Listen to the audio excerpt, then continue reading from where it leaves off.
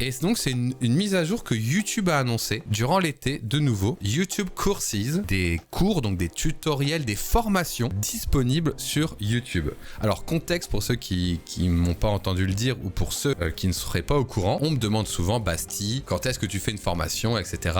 Ce à quoi je réponds, je ne ferai jamais de formation en vidéo. Parce que justement, Figma, ça change souvent et donc j'ai pas envie d'enregistrer 8 heures de formation, de la mettre en vente et de devoir la refaire au quotidien. Et donc je réponds à ces gens, je vais faire plutôt des vidéos réservées aux membres où il y aura des petits exercices de temps en temps dans lesquels vous allez me voir faire par exemple redesigner une navigation bar en donnant des conseils. Ça, je me sens capable de le faire parce que tu peux le faire de façon un peu plus, on va dire un peu plus spontanée. Et donc j'ai commencé à le faire malgré moi. Chaque vidéo où je redesign un projet, je vous donne accès à ma version longue, l'enregistrement complet de moi qui part de la feuille blanche. Donc là, on peut regarder ici. Moi qui part de la feuille blanche, voilà, jusqu'à moi qui termine le design, tout simplement. Donc là, dans les vidéos, bien sûr, vous n'allez pas vous taper 4 heures, mais tout simplement, dans les versions payantes, vous allez pouvoir voir ça. Donc là, par exemple, je fais ça et je parle. Par contre, là, la fonte, elle est pas la même que là. Hein. Je veux pas critiquer non plus, mais c'est pas ce que j'ai designé là. Hein. Voilà, bon bref.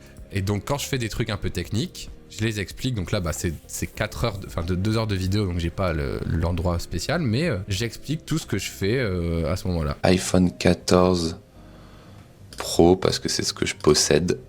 Tout ça. Ouais, donc j'explique tout ce que je fais. Donc ça, c'est la version 1 de ma formation. C'est payant, ça coûte, il y a des commentaires et tout. Ça coûte uniquement 2 € par mois. Si vous voulez les voir, il suffit de faire rejoindre. C'est seulement 2 € par mois et vous avez accès à toutes les vidéos explicatives de redesign et tout ça. Sauf que j'ai envie d'aller plus loin et j'ai envie qu'un jour, ces vidéos spéciales abonnés, il y en ait plus. Et du coup, j'augmenterai le prix de 2 € et je mettrai à dispo des vraies petites formations. Comment refaire, par exemple, une tab bar, comment designer ce widget animé, enfin des trucs très spécifiques, des petites leçons. Je comptais le faire dans l'onglet membres. Mais là, YouTube, il me dit, nouvelle mise à jour, vous allez pouvoir mettre en ligne des cours. Le prix du membre, je l'ai mis à 2 €, mais je peux choisir moi-même le prix. Donc là, j'avoue, dans le membre, il y a 5 vidéos, je crois. Mais quand il y en aura 10, je pense que j'augmenterai le prix, etc., etc. Au début, j'ai mis un prix bas parce que j'ai pas beaucoup de contenu et je voulais tester. Mais effectivement, plus il y aura de masterclass, de tutos en ligne dans ma partie payante, je mettrai 10 balles, même peut-être plus. Hein. Et en plus, les frais YouTube, je sais pas combien il y aura de frais YouTube. Ça, c'est le problème. Mais 10 balles, pitié. Bah, je mettrai 10 balles un jour. Mais je mettrai même 10 balles pour avoir les 10 premiers tutos, 20 balles pour avoir les suivants, etc. Je ferai des paliers, tu vois. Pour ceux qui en veulent plus, ils rajoutent, tu vois. Et je rappelle qu'une formation Figma en ligne, ça coûte 3 ou 4 000 balles et en présentiel encore plus. Et donc à 10 balles, c'est rien. Mais bon, bref, ça c'est pas le sujet. Mais moi, ça m'intéresse. Et j'ai hâte de voir quand ça sort parce que si c'est une bonne feature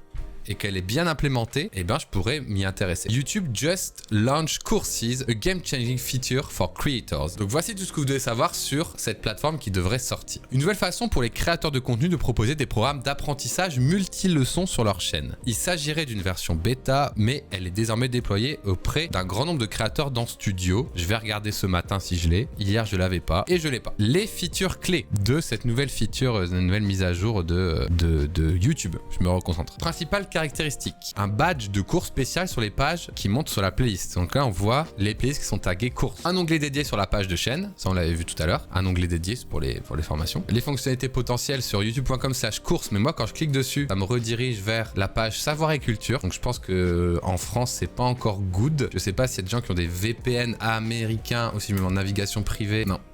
Donc je pense que c'est pour les Américains. Imagine le potentiel pour la chaîne comme Balo. Bah ouais, c'est ça. Ou comme la mienne, Sonia. Quiz personnalisé pour chaque vidéo. Donc ça, c'est cool. C'est-à-dire qu'à la fin de chaque vidéo, tu peux faire un petit quiz, comme à la fin des formations. Et section de discussion pour engager le public. Et ça, c'est une feature intéressante aussi parce que c'est ce qui manque à YouTube en gros. C'est ce truc de se dire, on peut discuter avec les gens qui ont payé le membership ou qui ont payé le cours. Chatter avec eux, c'est quand même quelque chose d'intéressant quand tu donnes de la formation. Donc voilà. Donc ça, c'était au niveau des créateurs. Et maintenant, au niveau des utilisateurs, tu peux suivre tes progrès. Donc tu peux avoir des checks quand tu valides des chapitres de la formation, un badge quand tu termines une formation dans ton compte YouTube. J'ai réussi la formation de Bastille, blablabla. Panneau d'information détaillé avec la durée du contenu du cours et navigation facile vers la chaîne du créateur. Ok. Comment on crée un cours? Bah moi je l'ai pas encore. Aujourd'hui c'est pas dispo sur mobile et aujourd'hui il n'y a aucune information qui a été publiée par YouTube sur est-ce qu'on peut mettre les cours payants, je pense que oui, et quelle est la répartition des revenus. This is quite interesting, I wonder how it will work in with monetization. Donc tu pourras faire des cours gratuits, évidemment tu vas être rémunéré par la publicité,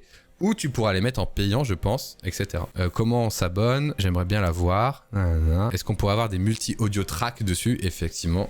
Ça peut être intéressant. Je suis intéressé de savoir combien YouTube prend de cuts, donc combien de pourcentage YouTube prend, je suis d'accord, etc., etc. Qu'en pensez-vous les amis? Moi ça m'intéresse beaucoup en tant que créateur, j'avoue.